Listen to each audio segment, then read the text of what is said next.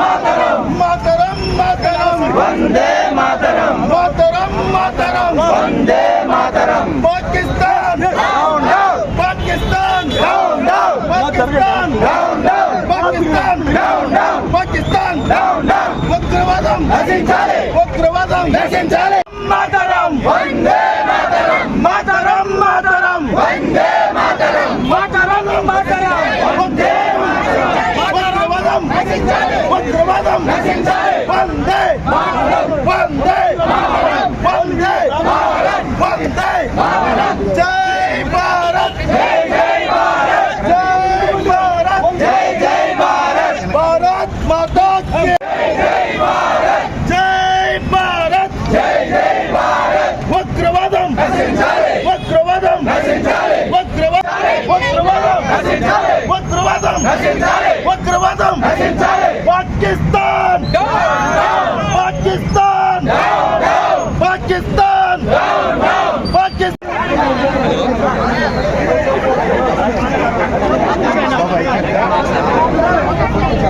Slogan సమా భారత్ మాతా key నశించాలి నశించాలి ఉగ్రవాదం నశించాలి జై భారత్ జై జై భారత్ జై భారత్ జై జై భారత్ జై భారత్ జై జై భారత్ జై భారత్ జై జై భారత్ ఉగ్రవాదం నశించాలి Pakistan down down Pakistan down down Pakistan down down Pakistan down down జై జై భారత్ జై జై భారత్ ఉగ్రవాదం నశించాలి ఉగ్రవాదం నశించాలి ఉగ్రవాదం నశించాలి మాతరం మాతరం వందే మాతరం మాతరం మాతరం వందే మాతరం మాతరం వందే మాతరం జై భారత్ జై జై భారత్ జై భారత్ జై జై భారత్ భారత్ చేతులు ముడుచుకుంటే పని లేదు. నేను నరేంద్ర మోడీ గారు చాలా గట్టి సందేశాలు ఇప్పించారు.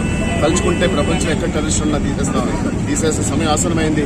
20 సంవత్సరాల స్వాతంత్రం తర్వాత కూడా ఇంత దుర్మార్గం చర్య చేస్తున్నా పాకిస్తాన్ సపోర్ట్తో ఉన్న టెర్రరిస్టులే కాదు, పాకిస్తాన్ గడ్డ మీద ఉన్న టెర్రరిస్టులే కాదు, ప్రపంచంలో ఎక్కడ ఈ దేశానికి వ్యతిరేకంగా టెర్రరిస్టులను సమూలంగా నిర్మూలించాలని పెద్దల పవన్ కళ్యాణ్ గారు, చంద్రబాబు నాయుడు గారు, మోడీ గారు దృఢ సంకల్పం చేసి ఈ దేశాన్ని రక్షించాలని మనస్ఫూర్తిగా జనసేన పార్టీ తప్పుకోండి. తీర్మానం సంతాప దినాలుగా ప్రకటించి పార్టీ శ్రేణులకి మొదటి రోజు కాగడా ప్రదర్శనలు, రెండో రోజు నల్ల బ్యాడ్జీలతో నిరసనలు, మూడో రోజు మానవహారాలు చేయమని చెప్పి పిలుపునిచ్చారు.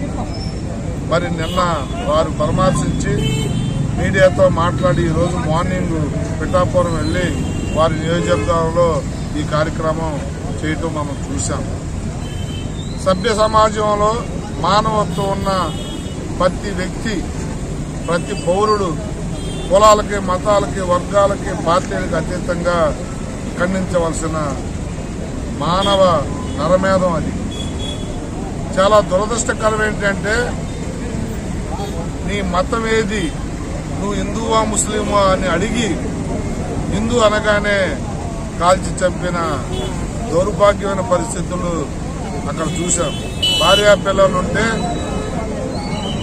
భర్తను చంపి నన్ను కూడా చంపే అని కొంతమంది వేడుకుంటే ఆడవాళ్ళు నిన్ను చంపం, నువ్వు వెళ్ళి మీ మోడీకి చెప్పుకో అని చెప్పి అన్నారు అని ఆ మహిళలు చెబుతా ఉన్నారంటే తీవ్రవాదం ఎంత వెర్రి తలలేస్తుందో గమనించమని చెప్పి మేము కోరుతా ఉన్నాం. గౌరవ ఉప ముఖ్యమంత్రి పవన్ కళ్యాణ్ గారు కానీ, ముఖ్యమంత్రి చంద్రబాబు నాయుడు గారు కానీ, దేశ ప్రధాని మోడీ గారు కానీ కోరుకునేది శాంతి శాంతి శాంతి. నిజంగా మనం తలుచుకుంటే, ఇండియా తలుచుకుంటే వాళ్ళని తొదముట్టించడం అనేది మనకి నిమిషాల మీద, సెకండ్స్ మీద పని. ఎక్కడ తప్పు చేసిన వాళ్ళని కూడా క్షమించాలన్న మన మంచి సంకల్పమే ఈరోజు తీవ్రవాదులకి ఊతం ఇచ్చింది. ఉపేక్షించే ప్రసక్తి లేదు. మోడీ గారు చెప్పారు, ఇక్కడ తెలుగు రాష్ట్రాల్లో ముఖ్యమంత్రులు కానీ, మన ఉప ముఖ్యమంత్రి పవన్ కళ్యాణ్ గారు కానీ చెప్పారు, చాలా పటిష్టంగా దృఢ నిశ్చయంతో ముందుకెళ్తామని చెప్పి తీవ్రవాదాన్ని అంచే వరకు కూడా పటిష్టమైన చర్యలు ఉంటాయని కూడా హెచ్చరించడం జరిగింది. మనం చేయగలిగిందల్లా మానవతావాదులుగా వాళ్ళ కుటుంబాలకు బాసటగా నిలవటం, వాళ్ళకి సంతాపం తెలియజేయటం. ఈ దుశ్చర్య ప్రపంచానికి చాటి చెప్పడం అనే కార్యక్రమాలు మనం తీసుకున్నాం. ఆ కుటుంబానికి ప్రగాఢ సానుభూతి తెలియజేస్తూ తీవ్రవాదులు మన మధ్యలోనే ఉంటా ఉన్నారు.